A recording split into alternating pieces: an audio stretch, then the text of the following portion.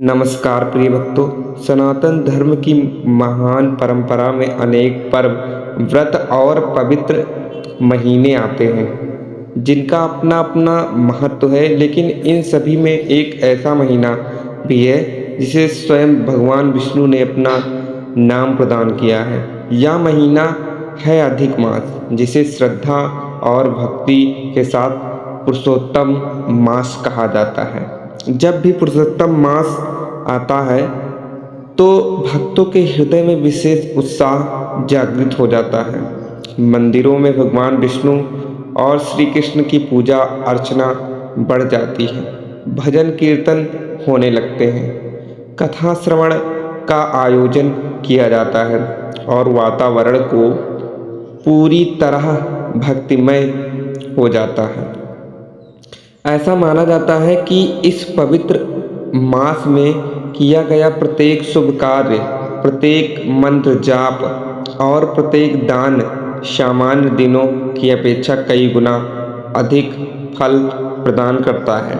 लेकिन क्या आपने कभी सोचा है कि आखिर यह अधिक मास क्या है, यह क्यों आता है और इसे भगवान विष्णु का प्रिय मास क्यों कहा जाता है? आइए इसकी दिव्य कथा और महिमा को विस्तार से जानते हैं। चलिए शुरू करते हैं। हिंदू पंचांग मुख्य रूप से चंद्रमा की गति पर आधारित है। एक चंद्र वर्ष लगभग 354 दिनों का होता है, जबकि सूर्य वर्ष लगभग 365 दिनों का होता है। इस प्रकार दोनों के बीच लगभग 11 दिनों का अंतर रह जाता है। यह अंतर हर वर्ष बढ़ता रहता है। जब यह अंतर लगभग एक महीने के बराबर हो जाता है, तब पंचांग को संतुलित करने के लिए एक अतिरिक्त मास जोड़ा जाता है। इसी अतिरिक्त महीने को अधिक मास कहा जाता है। यह केवल खगोलीय गणना नहीं है, बल्कि हमारे ऋषि मुनियों की अद्भुत विद्या और ज्ञान का प्रमाण भी है। उन्होंने हजारों वर्ष पहले ही समय की इस व्यवस्था को समझ लिया था और उसे धर्म तथा अध्यात्म से जोड़ दिया था। पुराणों में एक अत्यंत सुंदर कथा वर्णित है। बहुत समय पहले सभी महीनों का कोई न कोई अधिष्ठता देवता था। चैत्र, बैसाख, श्रावण, कार्तिक आदि सभी महीनों को सम्मान प्राप्त था, लेकिन अधिक मास का कोई स्वामी नहीं था। लोग इसे अशुभ समझते थे। विवाह, गृह प्रवेश, मुंडन, यज्ञ और अन्य मांगलिक कार्यों में इस महीनों को स्थान नहीं दिया जाता था। इस कारण अधिक मास अत्यंत दुखी रहने लगा। वह सोचता था, मैं भी तो भगवान की बनाई हुई समय व्यवस्था का एक हिस्सा हूँ, फिर लोग मेरा तिरस्कार क्यों करते हैं, मुझे सम्मान क्यों नहीं मिलता। दुखी होकर वह पहले ब्रह्मा जी के पास गया। ब्रह्मा जी ने उसकी व्यथा सुनी, लेकिन कहा इस समस्या का समाधान भगवान विष्णु ही कर सकते हैं। इसके बाद अधिक मास भगवान विष्णु के पास पहुँचे। भगवान विष्णु ने भी उसे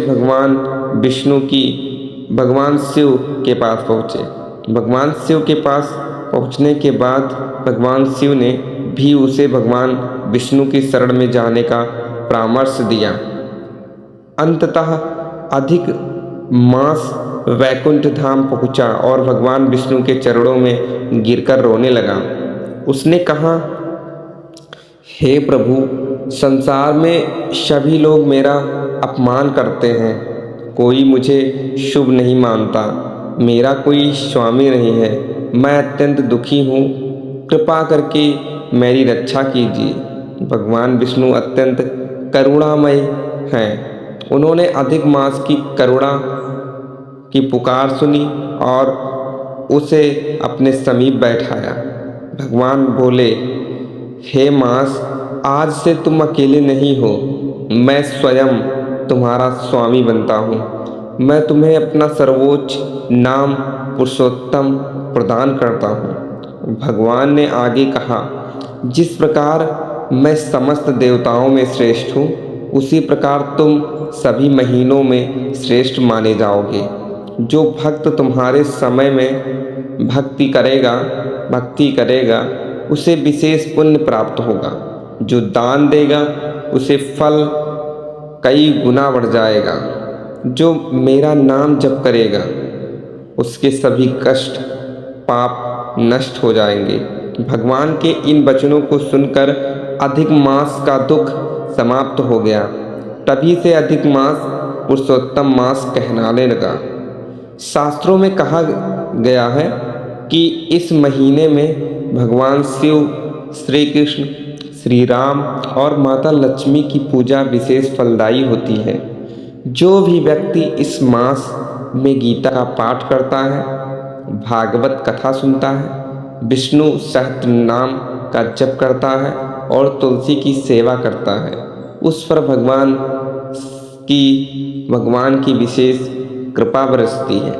पुरुषोत्तम मास केवल बाहरी पूजा का समय नहीं है, यह आत्मशुद्धि का महीना है। यह हमें अपने जीवन पर विचार करने, अपने दोषों को दूर करने और भगवान से जुड़ने का अवसर प्रदान करता है।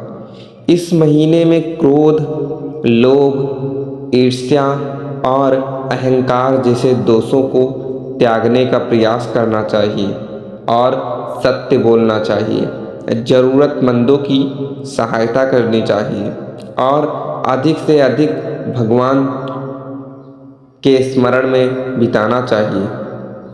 पुराणों में कहा गया है कि जो व्यक्ति पुरुषोत्तम मास की महिमा सुनता है या दूसरों को सुनाता है, उसके जीवन में सुख, शांति और समृद्धि का आगमन होता है।